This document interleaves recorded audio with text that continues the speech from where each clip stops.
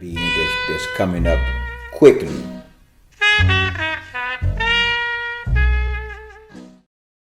And everybody's situation is different, and of course, I desire and on the path by Allah's grace and permission, I believe to free myself from my job right now. And it's not a job that I created for myself.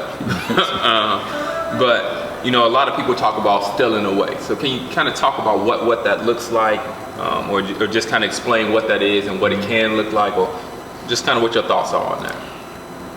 You know, some things I learned from our beloved brother Minister Akbar Muhammad, the international representative of our nation. He used to be in Chicago when we was beginning the beginning stage of rebuilding the nation, and he talked a lot about stealing away and how it must be done. I remember when brothers went first here that we got to do for self, and out of emotion and not thinking things over, many brothers quit their job and say they just going to sell newspapers on the street, or they just going to sell bean pie, or they just going to, you know, they just going to hustle and not and not do their, you know, not go back to their job. And Brother Akbar added some balance to that thinking, if I must say. To me, he did. He mentioned when you decide that you're going to start doing something for yourself and create your own job, business, whatever you want to term it, quitting your job is not where you start. What you start doing is start working your ideal while you working your job, because you still have to feed yourself and your family. You still have to take care of your responsibility. When you decide you're going to start doing something for self and you have a job, all that means is that you got to start burning the candle on both ends. If you're giving if you're giving 8 hours to someone else, to start giving yourself 6 hours. Just my numbers, okay? Yes, just, you know, give yourself 6 hours. And when you get an opportunity, stretch it out to 8 hours. Give yourself what you would give somebody else. That's only 16 hours out of the day, out of a 24-hour day. There's no time to be playing around when you're trying to steal away. You know, steal away is a plan. Yes, sir. Then at some point in time, you're going to get a little vacation from that job, from somebody else's job, right? Now you give yourself.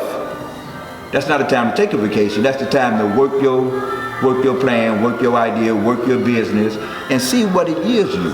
You know, and when it gets to the point that it can match what you're getting on somebody else, then you're getting closer to the time where you have to develop the kind of faith, you know, and a surety that you can do your thing for yourself. Yes, sir. Does it make sense? Yes, what I'm sir. saying? Yes, sir.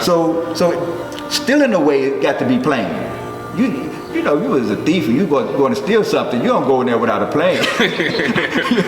You got to have a plan to steal. Well, you're talking about stealing away from somebody who's had us for a long time. Yes, sir. So that takes a real plan. And it takes some faith in the law and some courage. Yes, sir. To steal away. I had something I was going to add to that. It may come up later. Yes, sir. But that's what you have to do when it's talking about stealing away. I appreciate that. Definitely gave me some. Now, in my case, I have to say this. Please. Because this goes something to the beginning. I was a night bell captain at the Pitt Congress Hotel, which is where the believers during the rebirth of the nation stayed at during the time of the first public Savior's Day during this rebuilding stage of the Nation of Islam. So I had an opportunity to hear Minister Farrakhan and be around the Muslims February 25th, 1981. February 26, 1981 was the first public Savior's Day that the minister did in the open. Okay. And I went to go hear that lecture. And that night I decided to stop all of the things that I was doing that I had no business doing and just study.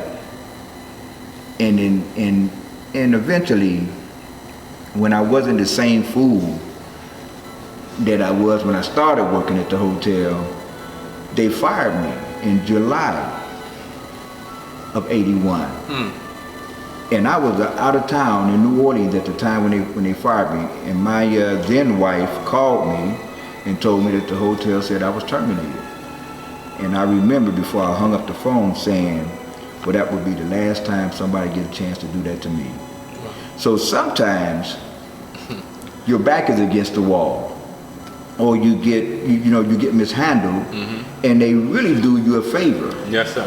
And that's what I look at. They've done me a favor when they fired me and they forced me to do for self. I was always a hustler. I just did it differently. Yes, sir. You know. Yes, sir. In the name of Allah. Yes. Yes, sir. Thank you. Thank you. Now, one thing is, it's an excellent location in the South Loop. If you know anything about Chicago, 18th and State is a wonderful area to be in that's coming up quickly.